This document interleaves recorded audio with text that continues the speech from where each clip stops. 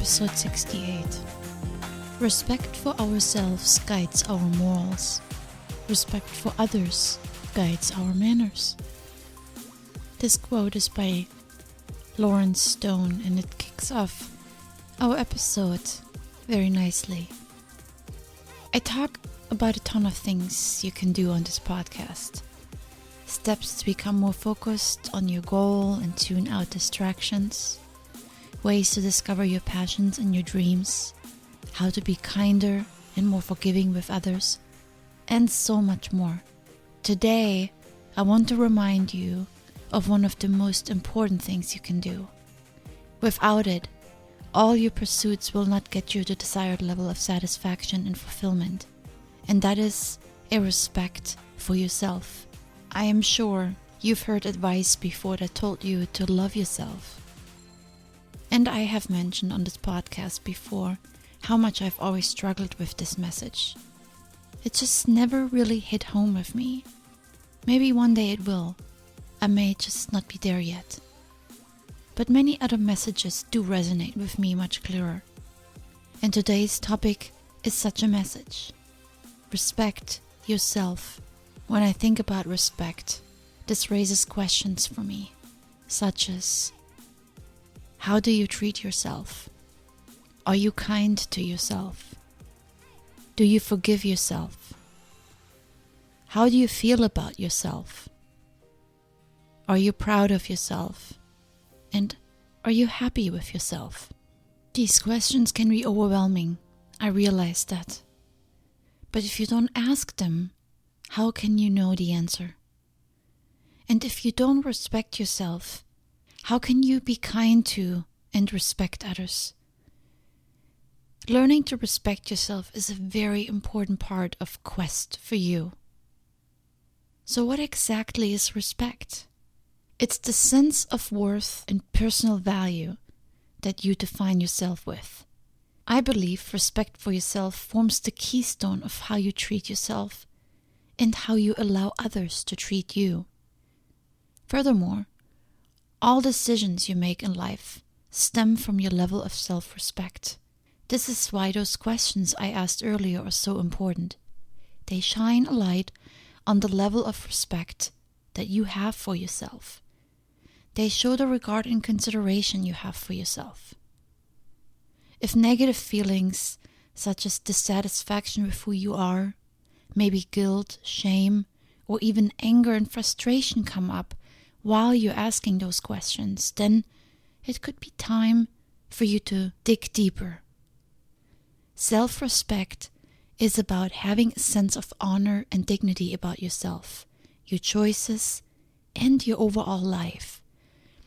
It essentially means that you accept yourself for who you are. Now remember, this doesn't mean that you don't seek changes, but it means you are not judging yourself or lowering your self-value because you feel certain things could be better or different in your life. You first love and care for yourself, and then you take responsibility for your choices. Remember, in the episodes where I spoke about our body, I mentioned that there is not much you can do about your physicality. You are who you are, and you are perfect the way you are. There's nothing inherently wrong with any one of us. Wrong is a word we apply to ourselves when we feel we are not measuring up to a standard. But there is no standard. Maybe one day when humans are genetically modified before birth, this might become an invalid statement. But for now it holds true.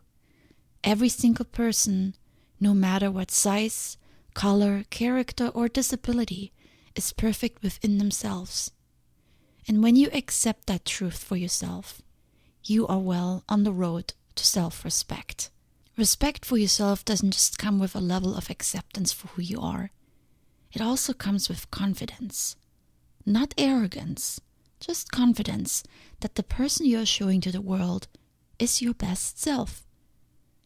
When you accept that you are who you are, the entire package, your looks, your body, your character, and your decisions, then your image about yourself is positive. And this results in a certain level of confidence. Of course, there are those people that think they possess superpower skills and they're overly confident. Not talking about that here. I'm just talking about a sense of inner assurance that you are who you are and you are your best self at all times. Again, that doesn't mean you can flop on the couch and eat chips all day. Respect for yourself is a two-way road. As you identify areas that could use improvement, let's use a simple example of a haircut. And then you make that change, so you get a nice haircut. Now you gave yourself a little bit of a confidence boost, which in turn feels good and helps feed the positive image about yourself. So change is very much a part of respect for yourself. But change is much easier when you actually start out with respect. When you start out with hate, with negative judgments, criticisms, anger, and denial for yourself, then you are likely less motivated to seek change. Negative thoughts and feelings just lead to more negativity, and most of all, they don't lead to change or improvement. More couch time, more TV distractions, and more potato chips. It's much harder to get yourself out of a slump and into a better situation than it is when you feel good about yourself. So start with self-respect. Accept who you are and learn to love who you are. And we can talk about ways to do that in another episode. But the basic idea is realizing that you're just right the way you are. There is no need to compare yourself to others. That is a dead-end road. If you had someone else's legs or hair, then there would be something else you would want after that. Your starting point is yes. Yes to who you are. And from there, you step into the world with confidence and respect for yourself. Tackle the questions I asked earlier again, now that you know about self-respect. And ending this episode, I want to give you a few thoughts on what respect for yourself looks like for me. Some of these I've learned the hard way when I finally asked myself some of the questions. Others I just picked up along the way, maybe observed in other people, but take them as a way to see where your level of self-respect falls. Self-respect is saying yes to yourself every day. It is saying yes to others who say yes to you. Self-respect is setting boundaries and knowing what you will and won't accept in your life. And it is saying no to those that overstep those boundaries. It is also saying no to others' opinions on how you should live. It is standing up for yourself and what you believe in. And with respect for yourself, stops the searching for others to fulfill your needs. Self-respect is pursuing your dreams and going after the things your heart is burning for. This includes challenging yourself constantly and achieving your goals. Respect for yourself is when you take responsibility for your life, your choices, and your actions. It's courage, good habits, and trust in your abilities.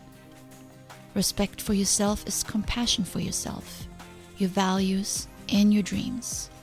Having respect for yourself is vital in your quest for you and the person you are becoming. The relationship with yourself will change as a result of greater respect. And self-respect is the basis of every relationship that you have with another person. And ending with a very profound quote from Bruce Springsteen. Walk tall, or baby, don't walk at all. I love it. Wishing you an amazing day. Think about respect for yourself as you move through the day today. It's well worth it and it's needed. So much love. Until next time.